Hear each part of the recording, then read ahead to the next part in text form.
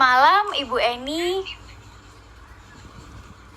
Selamat malam, Devi. Iya, Bu. Ini saya Devi, mahasiswa Ilmu Komunikasi dari Universitas 17 Agustus. Yang tujuan saya adalah untuk mengajukan proposal perencanaan strategi pemasaran di perusahaan Ibu nih. Silahkan presentasinya. Oke, boleh saya jelaskan dulu ya, Bu ya? Ya. Strategi pemasaran produk treatment eyelash dan sulam alis pada media TikTok Shop Seller. Bentar ya Bu ya, saya open kamera dulu ya Bu ya.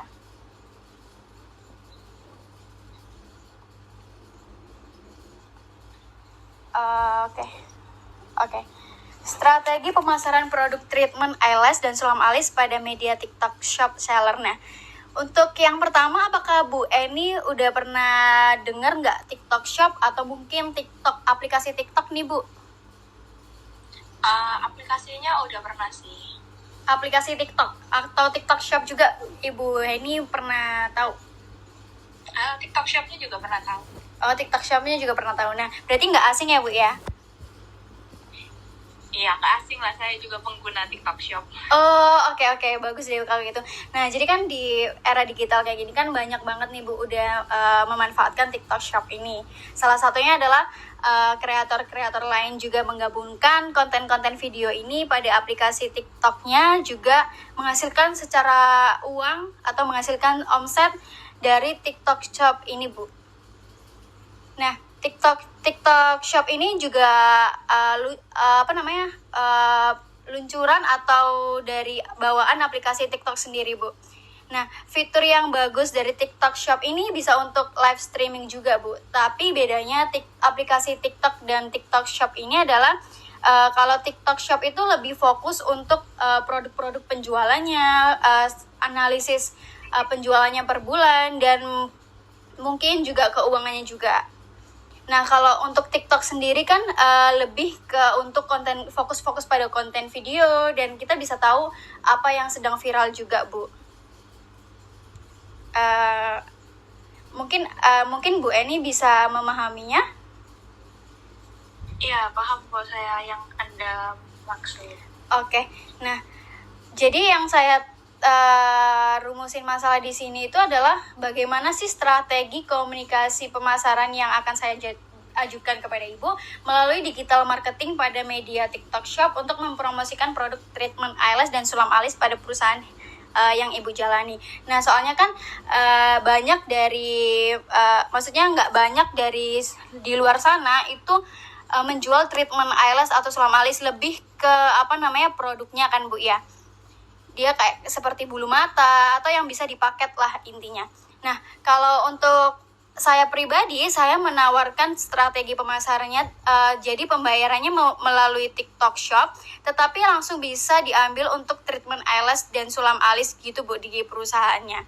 Lalu untuk tujuan perencanaannya itu akhirnya dapat bisa mendeskripsikan strategi komunikasi pemasaran dan memahami platform kerja pada media TikTok Shop dengan memanfaatkan digital marketing yang ada untuk perusahaan Ibu. Oke, saya akan jelaskan. Saya mungkin akan menjelaskan atau memberikan bayangan kepada Bu Eni. Apakah Bu Eni sebelumnya tahu kreator bernama Sylvia, Bu? Untuk itu saya masih kurang tahu sih. Oke. Nah, untuk untuk kreator Sylvia itu dia itu adalah seorang masih umurnya masih muda juga sih Bu. Kisaran 20 tahun, kalau nggak 22 tahun. Nah, tetapi dia bisa menghasilkan omset sampai 342 juta waktu di live streaming TikTok Shop pada tanggal 10.10. Jadi, tapi awal mulanya dia mengisi konten-konten video kreatif yang menarik.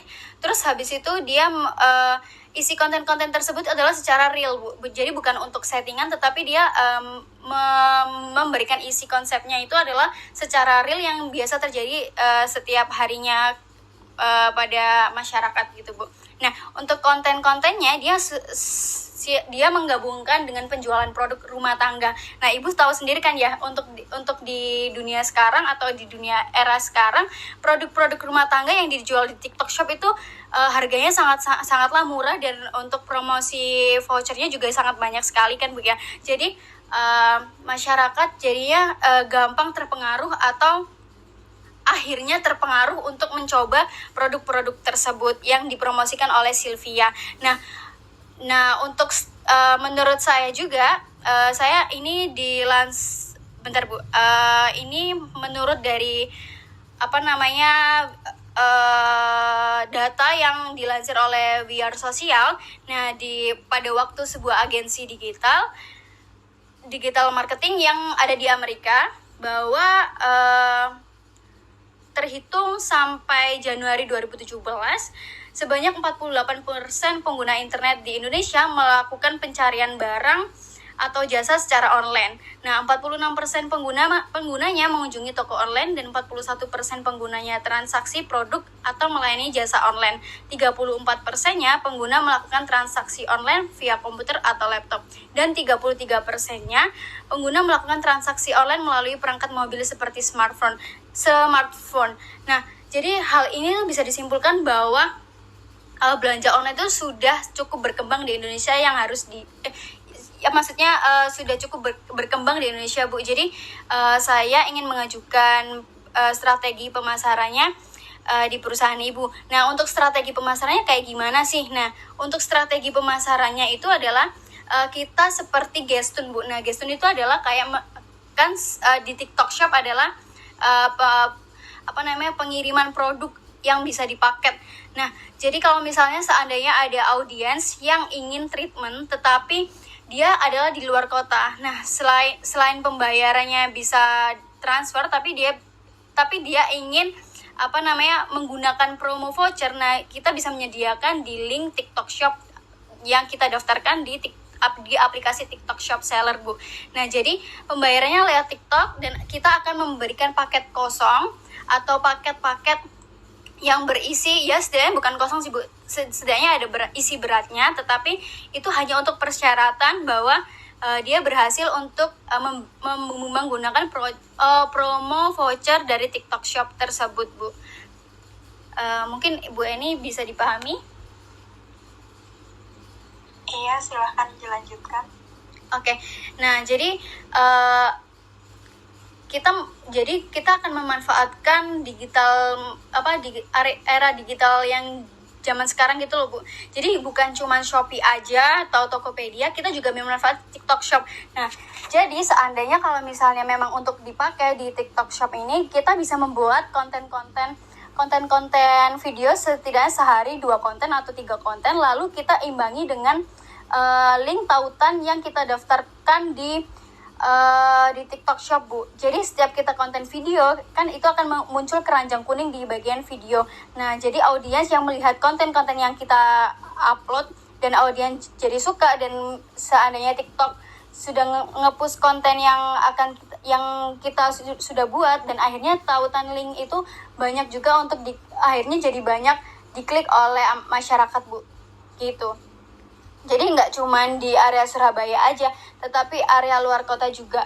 Nah, untuk pertanyaan yang dipertanyakan selanjutnya adalah seandainya kalau misalnya luar kota check out bagaimana, terus dia treatmentnya harus di Surabaya gitu kan. Nah, memang Bu, tapi keuntungannya adalah dia bisa memakai promo voucher tersebut dari TikTok Shop itu sendiri. Karena seandainya kita awal mula promo TikTok Shop itu lumayan sih Bu, biasanya bisa kita ajukan seperti pemotongan 20%, 30%. Jadi itu sangat lumayan sekali untuk jadi pembayaran atau strategi pemasaran produk treatment yang akan dilakukan. Gitu sih Bu.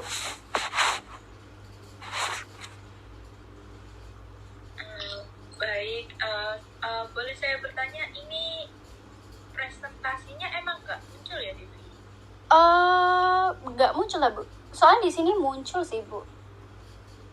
Di layar saya nggak muncul sih Desi untuk presentasi. presentasinya? Nanti kalau misalnya itu saya ajukan, maksudnya saya akan kirim ulang aja ya Bu. Tapi untuk pembahasan yang saya bilang tadi, saya jelaskan hari ini, apakah mungkin sudah dipahami atau bagaimana Bu? Iya, saya sudah paham yang dimaksud oleh Devi tadi. Sudah ada bayangannya ya Bu ya? Iya, sudah. Oke. Mungkin ada yang mau ditanyakan, boleh Bu? Kalau dari saya, yang mau saya tanyakan mungkin menurut Devi, kelemahan dan kelebihannya dari penggunaan TikTok Shop untuk treatment yang diperjualkan di TikTok Shop itu apa ya? Dengan menggunakan strategi yang Devi jabarkan tadi. Oke. Untuk kelebihan, saya bicara kelemahannya dulu aja ya Bu ya. Nah, untuk kelemahannya kita pastinya akan membutuhkan modal besar untuk menyewa atau mengendorse seorang influencer Bu, karena kita nggak mungkin juga berdiri sendiri. Pastinya kita akan endorsement influencer seperti itu Bu. Jadi dari strategi dari influencer tersebut, maksudnya kita endorse mereka, terus klik tautan keranjang kuning tersebut, akhirnya bisa masuk ke aplikasi TikTok Shop seller kita Bu. Nah, tetapi kelemahannya adalah membutuhkan modal yang lebih besar lagi untuk menyewa influencer tersebut.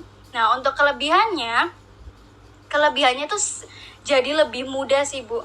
Jadi semua orang itu bisa check out, atau kelebihannya juga yaitu tadi sih Bu. Jadi gampang untuk di check out, dan banyak orang jadi suka karena promo yang diberikan itu sangatlah besar Bu di TikTok Shop itu. Baik Devi, saya sudah mengerti. Dilihat dari kelemahan dan kelebihannya, menurut saya sangat setuju sekali dengan idenya Devi menggunakan strategi tersebut, khususnya dengan menggunakan aku. Baiklah, kalau begitu mungkin kita bisa mengatur untuk bertemu langsung di studio. Oh, bisa Bu, sangat kapan Devi bisa? Bisa Bu, besok juga bisa, saya besok free juga Bu. Baiklah, kalau gitu besok bisa langsung bertemu saya di studio. Oke Bu, terima kasih banyak ya Bu ya. Mohon maaf mengganggu waktunya sebentar. Terima kasih sudah memberikan perhatian atas presentasi saya hari ini ya Bu ya. Terima kasih Bu, salam bertemu besok ya Bu. Banyak Devi. Iya Bu, terima kasih.